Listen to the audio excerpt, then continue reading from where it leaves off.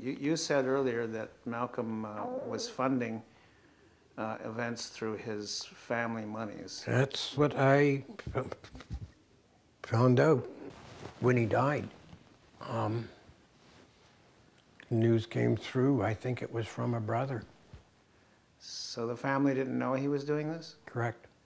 Well, the various information that's been said about Malcolm on some occasions have been completely incorrect. Like they said he started the Pride Parade in 1978, and he wasn't even involved until 1984. That was his first year. That's right. And that was the year that he banned all the politicians from speaking, even though it was the first federal election that the politicians had started paying attention to us. That's what I heard. And that made us, a lot of us activists, quite angry because we've been working really hard to get the politicians to pay attention to us. But if you got the city behind, that's how we've got to where we are now, is by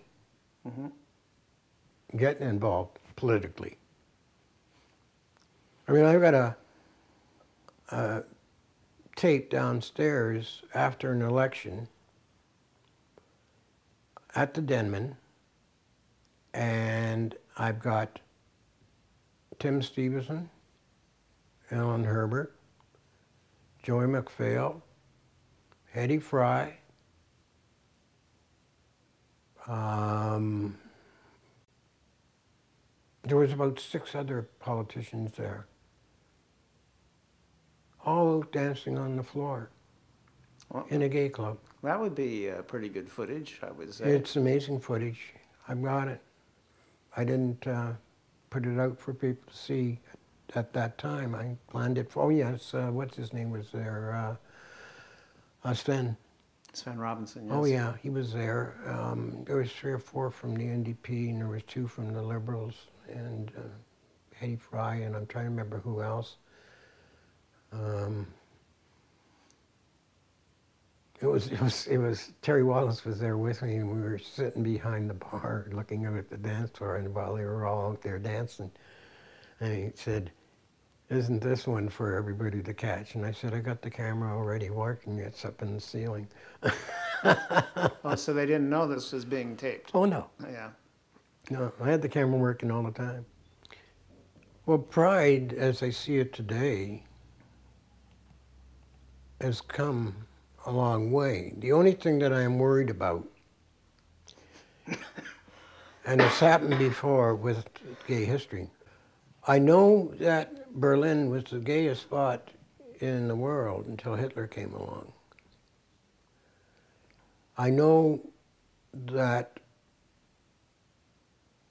you can be given rights, but they can be taken away. And you take a look at Muslims, for instance, not knocking their religion, but they'll kill you if they find out you're gay in their countries. In some Muslim countries? Yes. Thailand are different, and I realize that. But I still, maybe because I've seen it all, that we can never let ourselves be completely brought into the gay, straight community and drop things like Pride and drop organizations and community work. Because we've got to be visible, and we've got to be visible in numbers. That's why we still need gay clubs, not clubs that are just indifferent to the fact that you're gay, and that's what's happening with a lot of the younger kids today. They're going to straight clubs and nobody's saying boo. That bothers me in the sense that I believe we're a collective. There's 80% of the religions out there say that we want to be gay, which is a load of horse manure,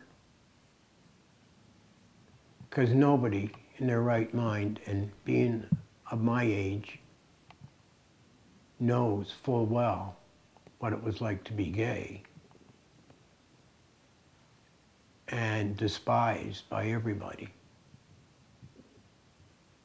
And when we opened the first clubs in this country, mind Vancouver, Toronto, Winnepeg, anywhere you want to mention. I built one in Winnipeg too, I forgot to mention that.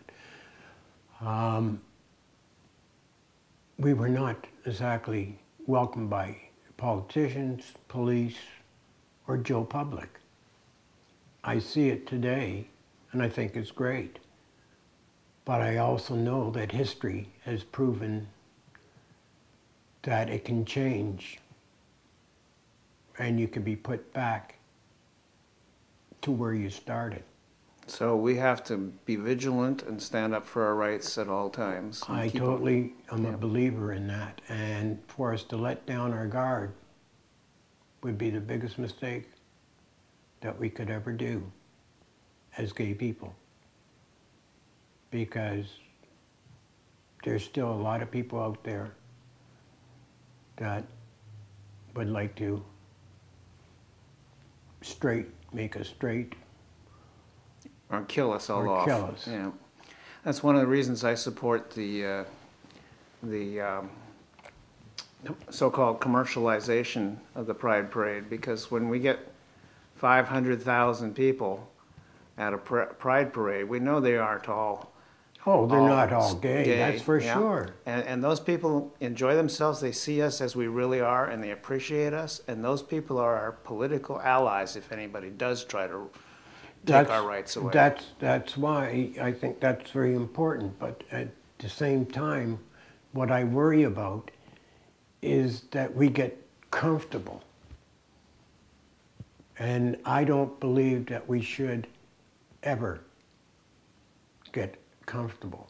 And maybe it's because of my age, but I don't think I'm wrong on it. If you read history books and you go back in history, God, they still use that old saying about the Greek Empire being destroyed by homosexuality. And I mean,